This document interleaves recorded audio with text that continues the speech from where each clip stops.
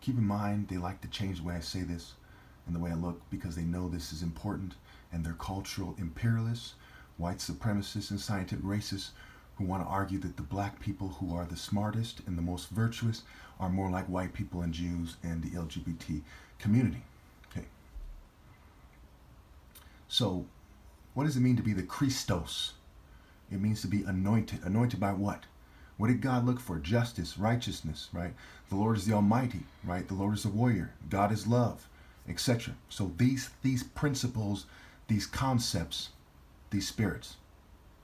Okay, so when we look at the Christian world, everyone knows the Crusades were basically a corrupt movement. If you meant more well than the Pope who ordered the Pope Urban II or whatever, whoever it was, he orders the Crusades, a bunch of these guys, there's a bunch of Crusades, a bunch of raping, a bunch of murder, a bunch of immoral activity, okay, on a high level.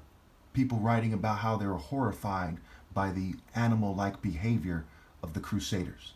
We look at the other so-called Christian wars, they don't really compare to the Nigerian Civil War. The Nigerian Civil War. Nigeria is the most populated country in Africa. It's in like the heart of West Africa.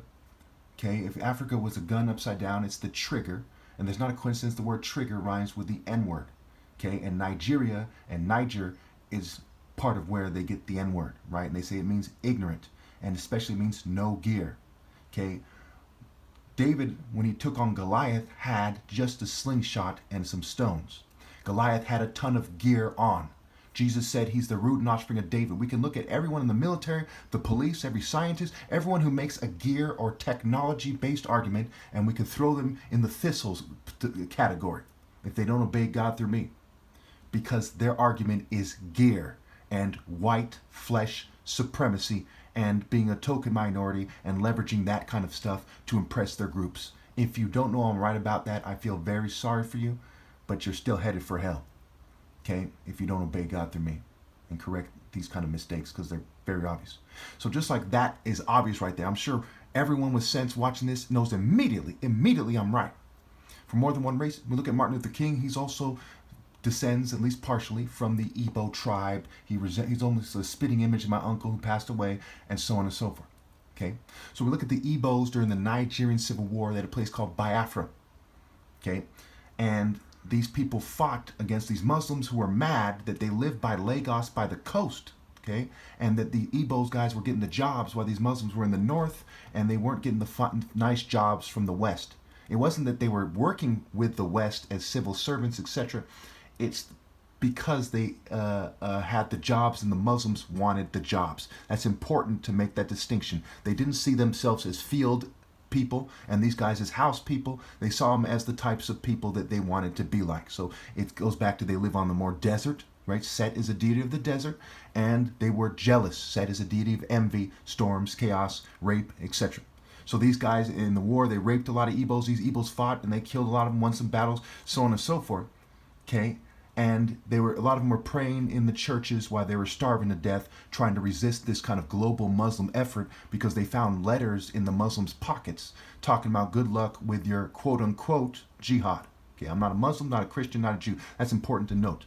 The reason why is because these religions were made to screen out people for governance purposes. It was the governing class of Rome that called for the Bible to be made so that they could govern more effectively. And that was the prerogative. That was their kind of social club prerogative that went into making the Bible. Okay? So Jesus said he's the way, the truth, and the life, not the governing class of Rome, not the scribes who wrote the Bible, but the truth when we read between the lines. The Bible is like a newspaper in that sense that has some truth in it, but you got to kind of ascertain the motivations, and you got to do what is just and righteous to truly live in the Spirit of God. You see how there's really no other way to look at this. People can kid themselves. They say they believe that God guided that. That's the same thing as you believe that God made white people superior, because you're putting your faith in white Romans who had colosseums, they had orgies, they had bloodbaths. They were famous and notorious for their hypocrisy, for their lies, for their ritual madness, their religious ecstasy, okay, and their theater arts. Okay? Dionysus, the Bacchanalia. Okay? Now, of course, Rome and romance, okay, and Valentine's Day and Lupercalia and these Greco-Roman holidays. Their pagan holidays live on. So you people not only ate up their BS propaganda in religion, you also adopted their pagan customs, mere human rules and traditions. So we see the hypocrisy of the West come out like a thorn bush, that we know not to look for the Messiah there. God will never forsake his faithful for their oppressor and say your Messiah is the oppressor. The Lord might work in mysterious ways, but he doesn't work in unjust and wicked ways. All right. With that being said, at the same time, to give the white man all the fair chance he could possibly have, I'm part white. So of the Igbo community, the Igbo diaspora, the global Igbo community, if you will, I'm part Igbo, and I'm the only one who emerged as a light of justice with a significant gap between the rest of them who have merged with the New World Order, okay, to insist on universal pinpointed moral intensity and precision, okay? Not tradition, universal pinpointed moral precision and focused moral intensity. With my martial art argument, which is like David and Goliath, Jesus came to bring a sword. We see David, we see Jonathan, we see Joshua, we see Samson, we see in Judges 3, God taught the Jews warfare and so on and so forth. I'm going to quote any scripture here. Just kind of the general idea. The Bible is a warrior book. Jesus described as the heavenly warrior defeats the beast in Revelation 19. So we look to the tree of actual bringing the fruit of faith from God. And the West sinks to the level to quite commonly say that fruit and works means nothing, even if it glorifies God. But faith is all that means something, that you're saved by faith alone and don't talk about works. That is very much an oppressor's argument, isn't it? It's like Jesus doing all those miracles and stuff. They say, hey, that doesn't mean anything. They tell me, as I'm Christ, the anointed, they're saying, your works don't mean anything. Okay? We're all equal in the church, even the people who plug kids and are unrepentant sinners. And a consensus of child rapists and their allies is greater than the most righteous man's verdict from God. Despicable. Their argument is an abomination. It is rape cult, mass murder, neocolonialism, garbage. And they're going to be thrown in hellfire where the garbage belongs. And you're an idiot if you think that I'm wrong. Okay, you see how my argument is clear cut. Justice, righteousness, okay, true love, the moral warrior spirit, okay, the mighty, being a mighty one, mighty enough to transcend their theater, art, propaganda, left, right, middle, control, conspiracy theorist game, and say, this is what is true. I am Chukwu Haru. That's not my real name. That is the name that Chukwu means God and Haru meaning hero. Okay, the Messiah, the anointed. Okay, because before Abraham, these ideas, wisdom, justice, righteousness, being a hero, being anointed one was. For example, Horus isn't just a false deity. Horus is also the idea of the top martial artist who's seeking God with all of his heart. And there's a struggle between kind of mages and trade route people and sages, people like the people in the Bible who call themselves sorcerers, through their snake on the ground with their secret arts, trying to confuse people about who's in charge.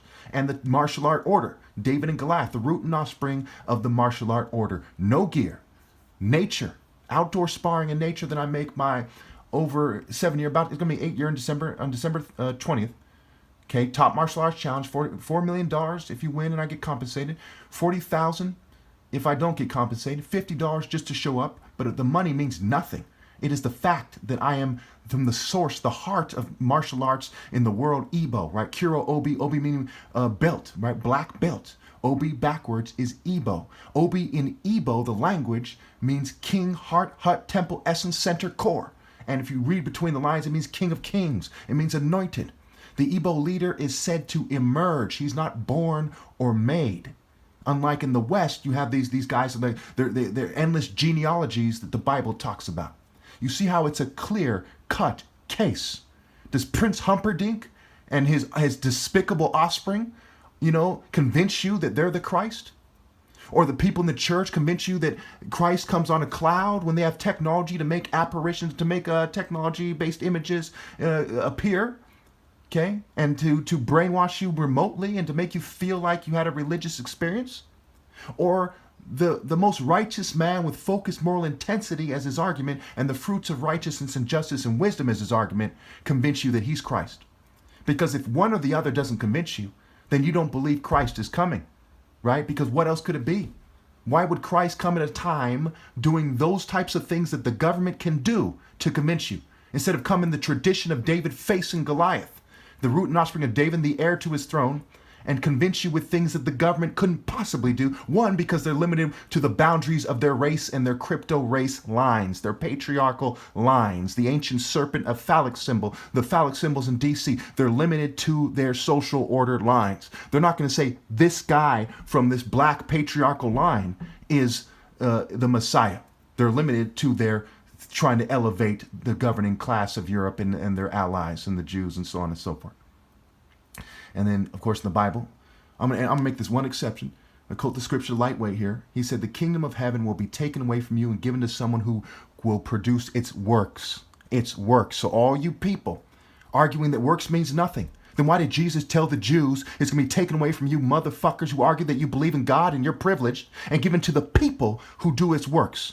And of the people, I am the servant. In Isaiah, it says that I'm going to be appalled, that I am appalled that there was no one to help. And that's how it's playing out. Because those people in the church and all that stuff, they're really occultists making sure the Bible plays out a certain way. And they're Satanists who are in it for the sexual control, money, and to save their own skin and to look good and do things that Satanists indulge in.